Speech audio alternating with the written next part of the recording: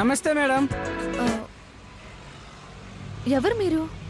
నన్ను గుర్తుపట్టలేదా మేడం? నువ్వు?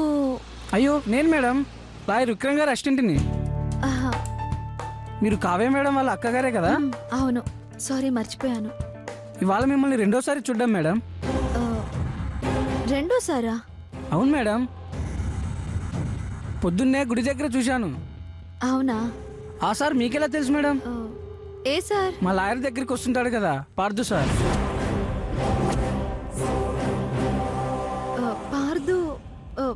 పార్దు సార్ మీ లాయర్ దగ్గరికి వస్తూ ఉంటారా? దేనికి? వాళ్ళిద్దరు ఫ్రెండ్సా? కాదు మేడం, ఈ మధ్య నుంచే వస్తున్నారు. ఎందుకు? పార్దు సారు వాళ్ళ భార్యతో విడాకులు ఇప్పించేది మా విక్రమ్ సారే మేడం.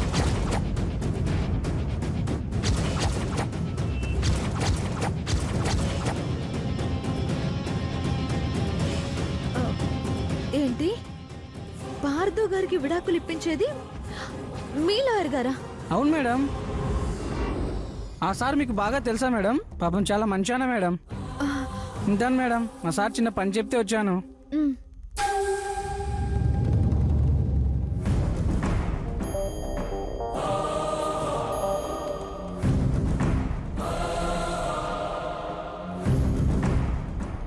ఆటో ఆగు, మధురానగర్ వస్తావా? వస్తాను మేడం.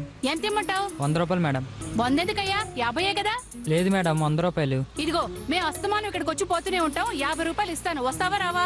సరే మేడం, ఎక్కండి. సరే ఇక్కడే ఉండు. సరే మేడం. బరు బరు పద. ఆటో వాడు 100 రూపాయలు అడిగాడు, నేను 50 రూపాయలకే బేరం వాడాను. మన మొహాల మీద వెరివాడమని రాసి ఉంటుందో ఏమిటో. 100 రూపాయలు అడిగితే ఇచ్చేస్తావా?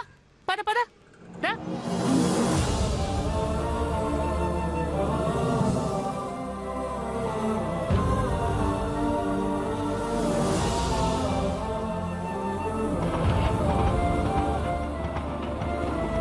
పదవయ్యా.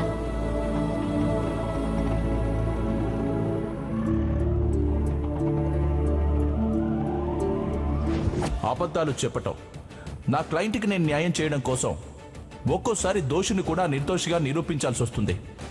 అప్పుడప్పుడు నిర్దోషి కూడా అనుకోకుండా నష్టం కలిగించాల్సి వస్తుంది. అందుకే నా లెక్కలు నేను వేసుకున్నాను, నా ఏర్పాట్లు నేను చేసుకున్నాను. నువ్వు ఇక్కడే, నేను అక్కడే. అన్ని తీసుకొచ్చాం కదే, తీసుకొచ్చినట్టే కదా? ఏటో అంతా కలలా ఉంది. కావ్యకి ఎలాంటి సంబంధం వస్తుందో మనం తోగలమో లేదో అనుకుంటుంటే ఇంత బ్రహ్మాండమైన సంబంధం ఆ దేవుడు తీసుకొచ్చాడనిపిస్తోంది. నిజంగా మీకులాగే మన కావ్య కూడా అదృష్టవంతురాలేనే. ఆ అబ్బాయిని చూస్తుంటే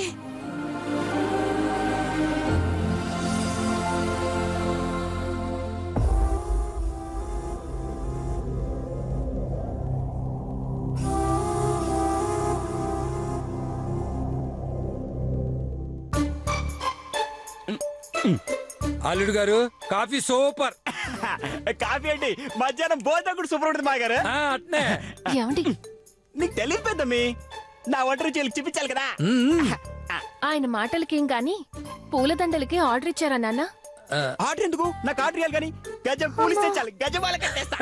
ఆ బరువు మహిళకు నేను బోర్లా పడిపోతే నన్ను పట్టుకోలేరు. పడిపోవడానే కదా నీ ప్లాను? ఆ బరువు నాకెందుకు, మా గడ్డం తోడలుడు ఉన్నాడు కదా, నువ్వు పడిపోకుండా పట్టుకోవడానికి రెడీగా ఉంటాడు కదా. నువ్వు మారు బావా.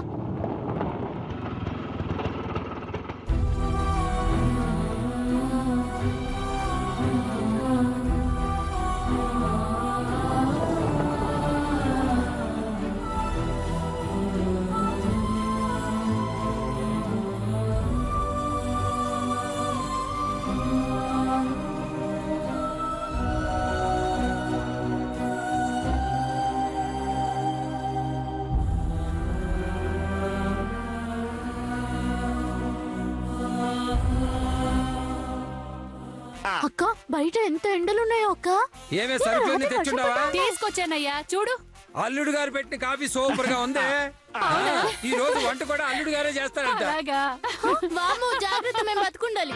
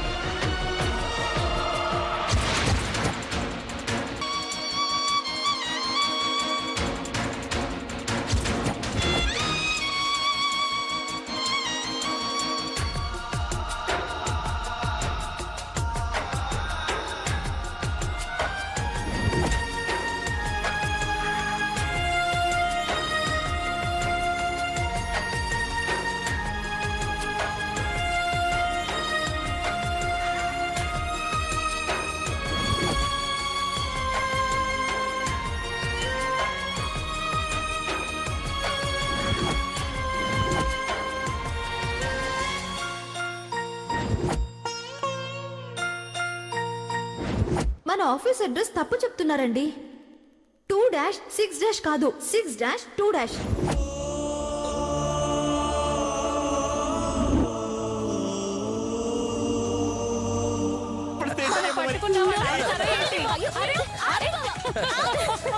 భలే సందడిగా ఉంది పెద్దమ్మ. బావా బావా ఆగు, బావా ఆగు, నేను ఆగు, ఆగు బావా, ఆగు. నిన్ను నన్ను అంటావా? నువ్వు ఆగు, అక్కడే ఆగు. బావా ఆగు, నిన్ను నన్ను అంటావా? నువ్వు ఆగు, అక్కడే ఆగు. బావా ఆగు, ఆగు అక్క. అయ్యో సారీ అక్క. బావా నీ పని అయిపోయింది ఈరోజు.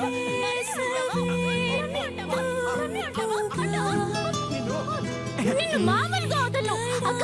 బాగా పని చెప్పేసి వస్తా.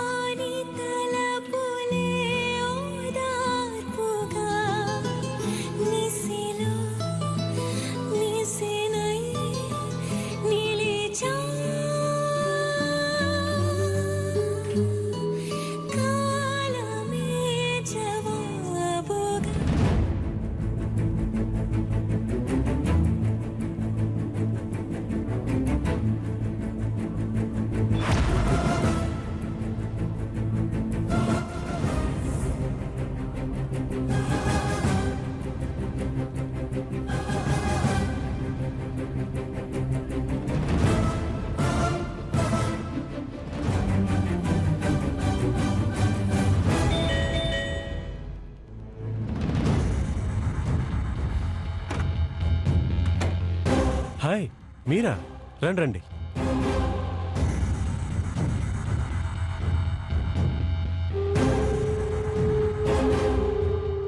రండి రండి రండి, కూర్చోండి. చెప్పండి, ఎంగేజ్మెంట్ ముందు ఏమైనా ఫార్మాలిటీస్ ఉన్నాయా? అవును, నేను మీతో మాట్లాడాల్సిన విషయం ఒకటి ఉంది. అవునా? దేని గురించి? మీ గురించి. ఏ విషయం గురించి? ఆ సంగతి తర్వాత చెప్తాను, ముందు మాట చెప్పండి. ఏంటది? మీకు పార్దు తెలుసా? పార్దు మీకు తెలుసా? అదే ప్రశ్న నేను మిమ్మల్ని అడిగాను. పార్దు నాకు తెలుసు, నా క్లయింట్ అతను. ఏ కేస్ గురించి మిమ్మల్ని కలిశాడు? విడాకులు ఇప్పించమని అడగడానికి వచ్చాడు.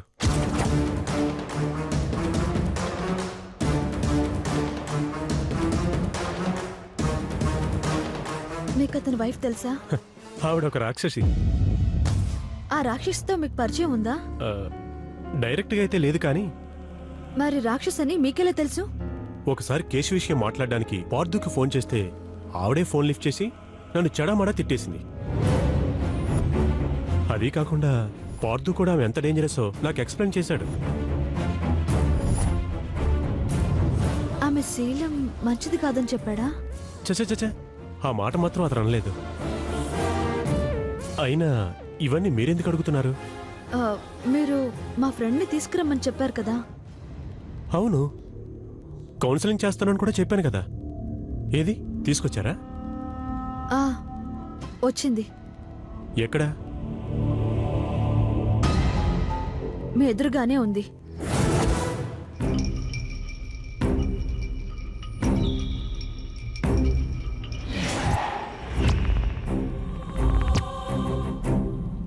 వాట్?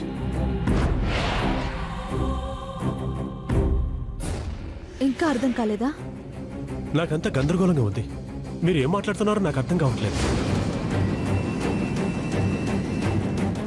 పార్దు వద్దనుకుంటున్న అతని భార్య, మీరు ఇందాక అన్న ఆ రాక్షసి, నేను కౌన్సిలింగ్ కోసం తీసుకొస్తానన్న నా స్నేహితురాలు, ఆ ముగ్గురు ఒక్కరే. ఆ ఒక్కరు నేనే.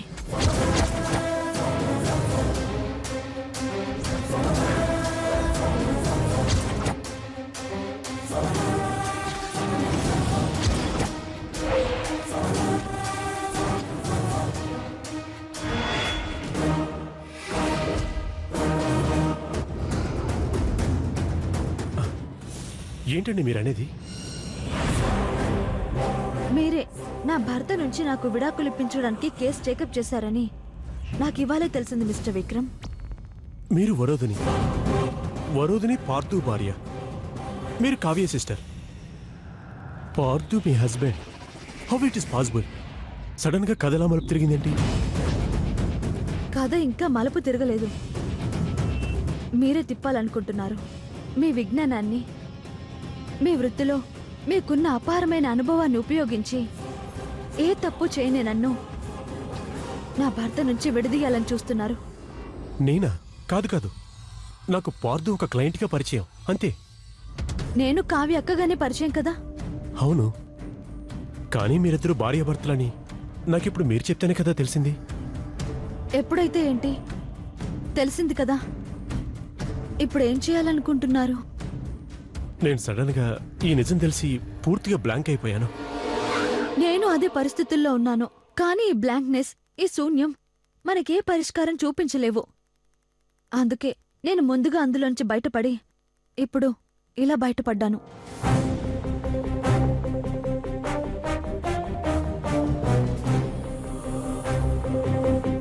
నేను మీ ప్రొఫెషన్ గురించి విమర్శించడానికి రాలేదు, కానీ హ్యుమానిటీ గురించి మాత్రం ప్రస్తావించదలిచాను.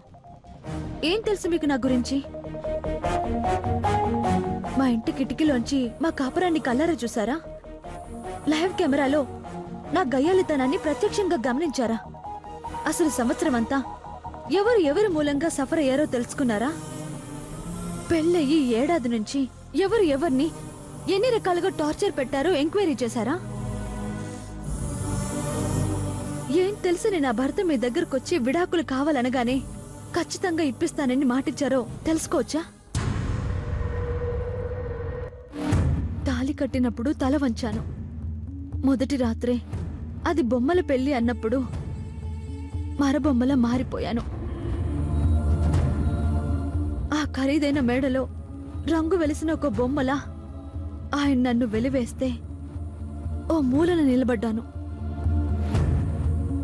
ఆయన నాతో ఆడుకునే బొమ్మలాటలో ఎప్పుడూ పెళ్లి కూతురు బొమ్మ విరిగిపోతున్నా ఆ ముక్కల్ని ఎప్పటికప్పుడు అతికించుకుంటూనే వస్తున్నాను. అమ్మ గుండె ఆగిపోతుందని, నాన్న పిచ్చివాడైపోతాడని, అక్క తట్టుకోలేదని, చెల్లెళ్ళు పెళ్లికున్నారని ఎన్నో కారణాలతో నా అడుగు బయట పెట్టలేదు. నా మాట పెదవి దాటలేదు. ఏడాది నుంచి నేను శూన్యంలోనే బతుకుతున్నాను. ఇంకా ఎన్నేళ్ళు అలాగే బతకాలో కూడా నాకు తెలీదు.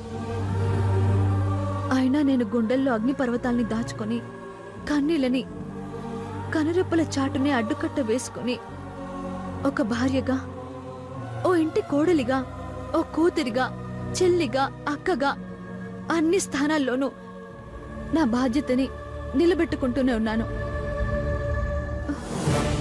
ఇప్పుడు చెప్పండి విడాకుల స్పెషలిస్ట్ గారు, ఎవరు ఎవరికి విడాకులు ఇవ్వాలి? ఎవరు ఎవరిని దూరం చేసుకుని ప్రశాంతంగా బతకాలి? ఎవరు గయ్యాలి? ఎవరు రాక్షసి? ఎవరు అక్కరికి రాని చుట్టంలా వెళ్ళిపోవాలి?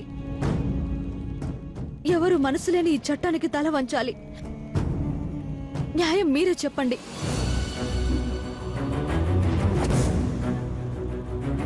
మీరు వాదించడం మానేస్తే ఓ కేసు పోతుంది. మీరు ఒప్పుకుంటే నా జీవితమే పోతుంది. ఇది మీ వృత్తికి, నా భవిష్యత్తుకు సంబంధించిన సమస్య మాత్రమే కాదు. మీరు నా భర్త తరపు నిలబడి నా కాపురాన్ని విచ్ఛిన్నం చేయడానికి సాయం చేస్తున్నారని తెలిస్తే మా ఇంట్లో వాళ్ళు ఏమైపోతారు? ఈ సమస్య నాతోనే పోతుందా?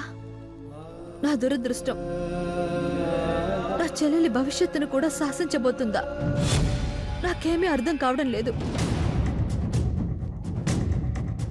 సుడిగుండంలో చిక్కుకుపోయినట్టుగా ఉంది. ఏ ఆధారమూ దొరక్క మునిగిపోతున్నట్టు ఉక్కిరి బిక్కిరిగా ఉంది. పరిష్కారం నా చేతుల్లో ఉందా, నా భర్త చేతుల్లో ఉందా, లేక మీ చేతుల్లో ఉందా? దీనికి నా దగ్గర అయితే జవాబు లేదు, ప్రశ్నలు తప్ప. పోనీ మీ దగ్గర సమాధానం ఉందా? మౌనం తప్ప.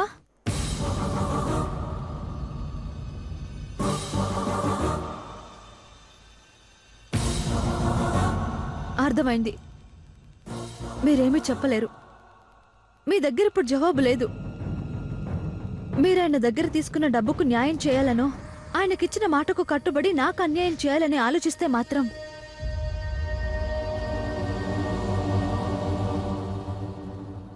ఈ కేసులో మీరు ఓడిపోక తప్పదు.